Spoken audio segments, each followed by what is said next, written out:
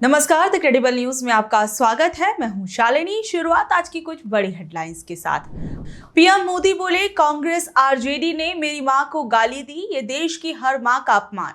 छठ मैया से माफी मांगे, जहां मिले विरोध कीजिए। बीजेपी ने किया दावा, पवन खेड़ा के पास 2 वोटर आईडी। कांग्रेस नेता बोले, यही सवाल हम इलेक्शन कमीशन से कर रहे, ये तो हमारी भाषा बोल रहे। अफगानिस्तान में भूकंप से 1100 से ज्यादा मौतें, दुनिया भर से मदद मांगी। भारत ने 15 टन खाने का सामान और 1000 टेंट भेजे। डोनाल्ड ट्रंप ने कहा, भारत अपनी जरूरत का ज्यादातर तेल और मिलिट्री उपकरण रूस से खरीदता है, ना कि अमेरिका से। यह सालों पुरानी दिक्कत। दिल्ली में पूर्व उपराष्ट्रपति जगदीप धनखड़ ने दिल्ली स्थित अपना सरकारी आवास खाली किया। डोनाल्ड ट्रंप के व्यापार सलाहकार पीटर नवारो ने कहा, प्रधानमंत्री नरेंद्र मोदी को शी जिनपिंग और पुतिन के साथ घुलते मिलते देखना शर्मनाक। अब वक्त कुछ बड़ी खबरों को परखने का। गाली विवाद पर क्या बोले पीएम मोदी। बिहार के दरभंगा में 27 अगस्त को राहुल गांधी की वोटर अधिकार यात्रा के दौरान पीएम मोदी की मां को गाली देने का मामला सामने आया था, जो उसके बाद बीजेपी ने इसे एक बड़ा मुद्दा बनाने की कोशिश की थी। यहां तक कि कुछ बीजेपी के कार्यकर्ता तो कांग्रेस दफ्तर में पहुंचकर तोड़-फोड़ करने लगी और गुंडागर्दी दिखाने लगे थे। वहीं बीजेपी ने कहा कि राहुल की रैली में पीएम मोदी की मां को गाली दी गई, इसके लिए राहुल गांधी को माफी मांगनी चाहिए। हालांकि जब ये घटना हुई तब स्टेज पर गठबंधन का कोई भी बड़ा नेता वहां मौजूद नहीं था। बाद में पुलिस ने उस गाली देने वाले आदमी को भी पकड़ लिया था। लेकिन आज फिर एक बार विदेश से लौटने के बाद पीएम मोदी ने फिर से इस पूरे मामले को मुद्दा बनाने की कोशिश की। प्रधानमंत्री नरेंद्र मोदी ने आज कहा कि बिहार में कुछ दिन पहले जो कुछ हुआ उसकी मैंने कल्पना नहीं की थी। बिहार में कांग्रेस के मंच से मेरी मां को गालियां दी गई। ये गालियां सिर्फ मेरी मां का अपमान नहीं है, ये देश की मां, बहन, बेटी का अपमान है। इस दौरान पीएम मोदी ने क्या कुछ कहा, जरा सुनिए। आरजेडी कांग्रेस के मंच से मेरी मां को गालियां दी गई। अब मेरी मां का शरीर तो इस दुनिया में नहीं है। कुछ समय पहले 100 साल की उम्र पूरी करके वो हम सबको छोड़ के चली गई।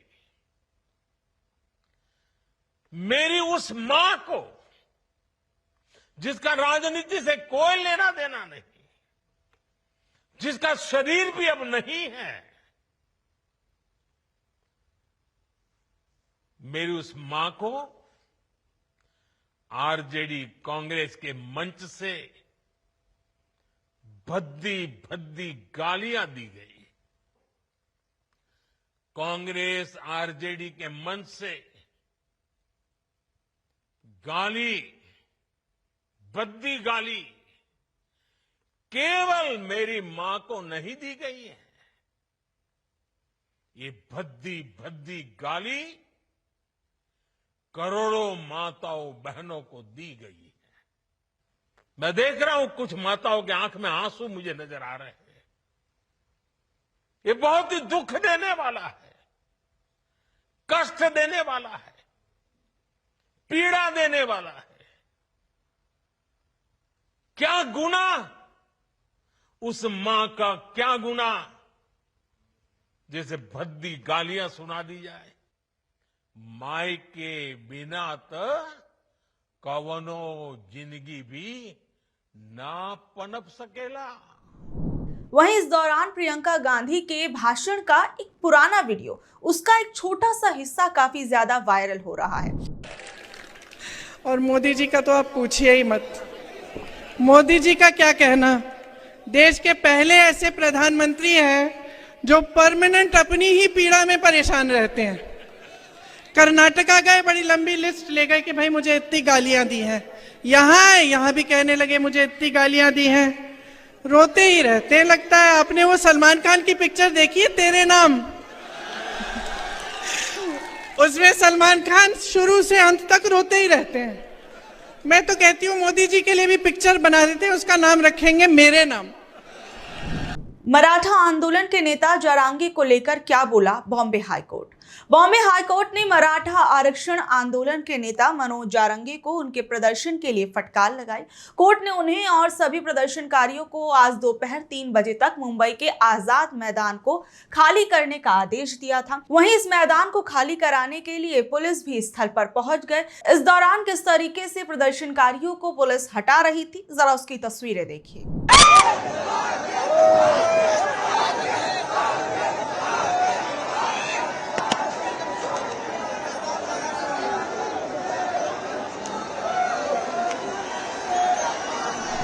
वहीं कोर्ट ने आज कहा था कि अगर 3 बजे तक मैदान खाली नहीं हुआ तो प्रदर्शनकारियों पर सख्त कार्रवाई होगी, जिसमें जुर्माना, अवमानना की कार्रवाई शामिल है।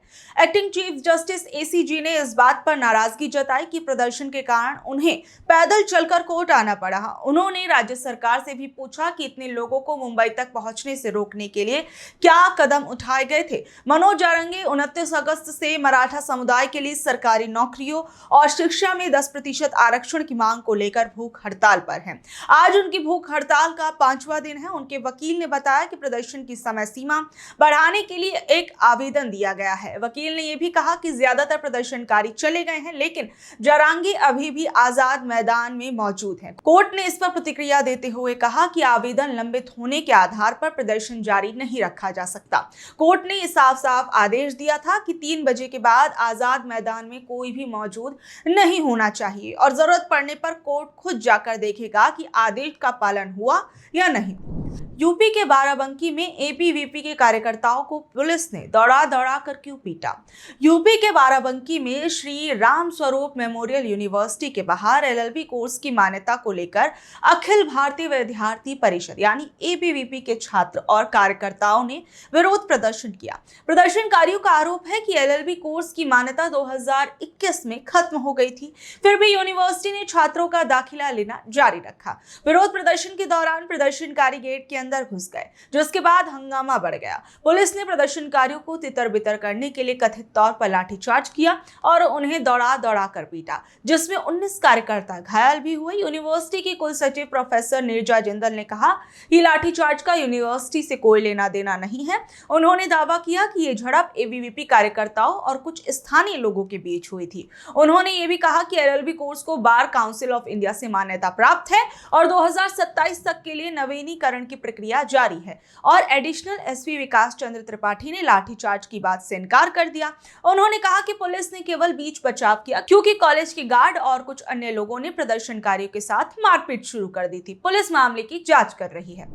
उमर खालिद और शर्जिल इमाम की याचिका पर कोर्ट ने क्या कहा। दिल्ली हाई कोर्ट ने आज फरवरी 2020 के दंगों के मामलों में अभियोजन का सामना कर रहे उमर खालिद, शर्जिल इमाम सहित कार्यकर्ताओं की जमानत याचिकाओं पर अपना फैसला सुनाते हुए कोर्ट ने सभी अपीलों को खारिज कर दिया। जमानत याचिका पर न्यायमूर्ति सुब्रमण्यम प्रसाद और न्यायमूर्ति हरीश वैद्यनाथन शंकर की खंडपीठ ने सुनवाई की। दिल्ली पुलिस की ओर से सॉलिसिटर जनरल तुषार मेहता ने दलील दी कि राष्ट्र के खिलाफ काम करने वाले आरोपियों को तब तक जेल में रहना चाहिए जब तक कि उन्हें दोषी या निर्दोष साबित न कर दिया जाए। अभियोजन पक्ष ने जमानत का कड़ा विरोध करते हुए कहा कि ये दंगे अचानक नहीं हुए थे, बल्कि इन्हें एक बड़ी और सोची समझी साजिश के तहत अंजाम दिया गया था। कोर्ट ने कहा कि यह मामला गंभीर साजिश से जुड़ा हुआ है और इसलिए सभी आरोपियों की जमानत याचिकाएं रद्द कर दी गई। क्या मणिपुर जाएंगे पीएम मोदी। मणिपुर में हुई हिंसा के बाद से प्रधानमंत्री नरेंद्र मोदी के वहां नहीं जाने को लेकर विपक्ष लगातार सवाल उठा रहा था।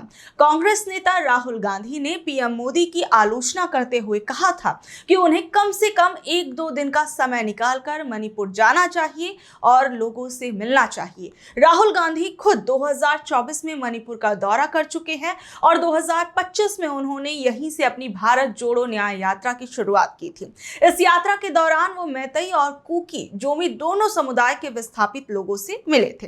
अब ये खबर सामने आ रही है कि प्रधानमंत्री नरेंद्र मोदी सितंबर के दूसरे हफ्ते में मणिपुर का दौरा कर सकते हैं। ये जातीय हिंसा भड़कने के बाद उनका पहला मणिपुर दौरा होगा। हालांकि अभी इस दौरे को लेकर कोई आधिकारिक पुष्टि नहीं हुई है। प्रधानमंत्री 12 सितंबर को मिजोरम जा रहे हैं और माना जा रहा है कि उसी समय वो मणिपुर भी जा सकते हैं।